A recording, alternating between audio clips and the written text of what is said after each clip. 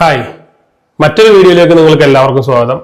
നമ്മളൊരു ഹോബ് അല്ലെങ്കിൽ ഒരു ഗ്ലാസ് ടോപ്പ് അല്ലെങ്കിൽ ടേബിൾ ടോപ്പ് ഏതായാലും മേടിച്ചു കഴിയുമ്പോഴത്തേക്കും പൊതുവെ ഇപ്പോഴുള്ള കുറച്ച് ആൾക്കാർ ഒരുപാട് കംപ്ലൈന്റ് പറയുന്ന ഒരു കാരണം എന്താണെന്ന് വെച്ച് കഴിഞ്ഞാൽ ഗ്ലാസ് ടോപ്പ് ചൂടാവുന്നു. ഇതാണ് ഒരു മെയിൻ പ്രശ്നമായിട്ട് പല ആൾക്കാരും പറയുന്നത്. കാരണം എന്താണെന്ന് ഇപ്പോഴും വ്യക്തമല്ല. കാര്യം എന്താണെന്ന് വെച്ച് കഴിഞ്ഞാൽ അതിനൊരു എങ്ങനെയാണെന്നുള്ള ഒന്നൊരു എക്സ്പീരിയൻസ് ചെയ്ത് കാണിക്കാൻ വേണ്ടിയിട്ടാണ് ഈ ഒരു വീഡിയോ ക്രിയേറ്റ് ചെയ്യുന്നത് കേട്ടോ. സത്യം പറഞ്ഞാൽ കാരണം എന്താണെന്ന് വെച്ച് കഴിഞ്ഞാൽ എല്ലാവരും പറയുന്നത് ഗ്ലാസ് ടോപ്പ് നന്നായിട്ട് ചൂടാവുന്നുണ്ട്.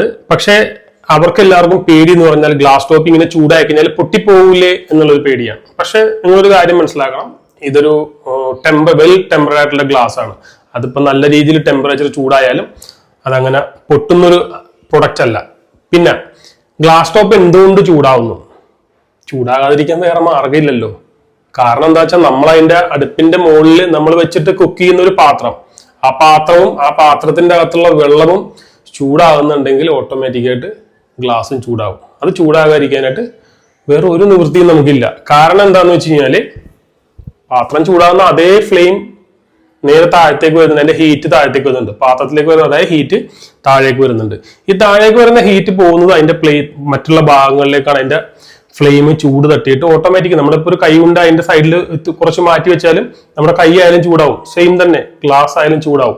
പക്ഷെ ആൾക്കാർ മിക്കവാറും പറയുന്നത് ഗ്ലാസ് ടോപ്പിൽ തൊടാൻ പറ്റുന്നില്ല. അതിന് ഗ്ലാസ് ടോപ്പിൽ തൊടാൻ പാടില്ലെന്ന് തന്നെയാണ് അതിനകത്ത് എഴുതി വെച്ചിരിക്കുന്നത്. പക്ഷെ അതാരും ശ്രദ്ധിക്കില്ല. കാര്യം ഇതൊരു ഹോട്ട് സർഫേസ് ആണ്, ഇതിൽ തൊടാൻ പാടില്ലെന്ന് തന്നെയാണ് ഹോബിന്റെ പുറത്ത് എഴുതി വെച്ചേക്കുന്നത്. നനഞ്ഞ തുണി കൊണ്ട് തൂക്കാൻ പാടില്ല. പക്ഷെ ഇതൊന്നും നമ്മൾ ശ്രദ്ധിക്കില്ല. ഇതൊന്നും ശ്രദ്ധിക്കാതെ പലപ്പോഴും നമ്മൾ ഇങ്ങനത്തെ അടുപ്പുകളൊക്കെ ഉപയോഗിക്കും. പിന്നെ ടെൻഷനാണ്, ചൂടായി അയ്യോ എന്ത് സംഭവിക്കുന്ന ടെൻഷനാണ്. അപ്പൊ അങ്ങനെയുള്ള ആൾക്കാർക്ക് ഞാൻ ജസ്റ്റ് ഒന്ന് കാണിച്ചു തരാം. കാരണം ടെൻഷൻ അടിക്കേണ്ട ആവശ്യമൊന്നുമില്ല. ഗ്ലാസ് ടോപ്പാണ്, ഗ്ലാസ് ചൂടാകും. അതിനകത്ത് യാതൊരു റോക്കറ്റ് സയൻസും ഇല്ല. നോർമൽ ആയിട്ടുള്ള ഒരു സയൻസ് മാത്രമേ ഉള്ളൂ. റോക്കറ്റ് സയൻസിന് ഒന്നും അതിനെക്കുറിച്ച് ചിന്തിക്കേണ്ട ആവശ്യമില്ല. ഒരുപാട് ചിന്തിച്ചു കൂടേണ്ട ആവശ്യവും ഇല്ല. ഞാൻ എങ്ങനെയെന്നുള്ള ജസ്റ്റ് ഞാൻ നിങ്ങളൊന്ന് കാണിച്ചു തരാം. ഇതിപ്പോ ഒരു ഓട്ടോമാറ്റിക് ഹോബാണ്. നമ്മൾ ഇതിന്റെ പുറത്ത് ഒരു പാത്രം വെക്കുന്നുണ്ട്, കാണുന്നുണ്ടല്ലോ, പാത്രം വെക്കുന്നുണ്ട്. നമ്മൾ ജസ്റ്റ് താഴെ നെക്കിയിട്ട് ഇത് കത്തിക്കുന്നുണ്ട്. ഇപ്പൊ അത് കത്തിച്ചു. ഇതിനകത്ത് ഫ്ലെയിം എല്ലാം നല്ല ക്ലിയർ ആയിട്ട് വരുന്നുണ്ട്. ഒരു കുഴപ്പമില്ല, ഫ്ലെയിമിന് പ്രശ്നങ്ങളൊന്നുമില്ല. അപ്പൊ ഇതിന്റെ പുറത്തേക്ക് നമ്മൾ നോക്കിയാൽ കാണാം ഇവിടെ ചൂടടിക്കുന്നുണ്ട്. ഇവിടെ കൈ കൊണ്ട് ചെന്നാലും ഇവിടെയും ചൂടടിക്കുന്നുണ്ട്. നമ്മൾ നോക്കി ഇവിടെ വന്നു കഴിയുമ്പോഴത്തേക്കും ഇപ്പൊ ഇത് കൂളാണെങ്കിലും പക്ഷെ ഇതിന്റെ ഈ ചൂട് എന്തായാലും ഈ താഴത്തേക്ക് ഈ ഭാഗങ്ങളിലേക്കും എല്ലായിടത്തേക്കും വരും. ഇതിപ്പോ ഒരെണ്ണം മാത്രം കത്തിക്കുമ്പോൾ ഈ ഇത്രയും ഭാഗം മാത്രമേ ഇതിന്റെ ചൂട് കാണിക്കുള്ളൂ. പക്ഷെ ഇതൊരു 3 അടുപ്പിന്റെ ബർണറാണ്. ഈ 3 അടുപ്പിന്റെ ബർണറിൽ നമ്മൾ 3 പാത്രങ്ങൾ വെച്ചിട്ട് കുക്ക് ചെയ്യുന്ന സമയത്ത് ഈ ഒരു സർഫേസ് ഫുള്ള് ഹോട്ടാവും. ഇതുണ്ടല്ലോ, ഇവിടെ എല്ലാം കൃത്യമായിട്ട് വാർണിംഗ് എഴുതി വെച്ചിട്ടുണ്ട്. ഇത് ഹോട്ട് സർഫേസ് ആണ്, കൈകൊണ്ട് തുടരുത്. പക്ഷെ മിക്ക ആൾക്കാരും പറയുന്ന കംപ്ലൈന്റ്, ചിലപ്പോൾ ഒരു അരമണിക്കൂർ 1 മണിക്കൂറൊക്കെ കണ്ടിന്യൂസ് നമ്മൾ രാവിലെ എന്തെങ്കിലും കുക്ക് ചെയ്യാനായിട്ട് അല്ലെങ്കിൽ തിരക്ക് പിടിച്ചൊക്കെ കുക്ക് ചെയ്യുമ്പോൾ കണ്ടിന്യൂസ് നമുക്ക് കുക്ക് ചെയ്യേണ്ടി വരും.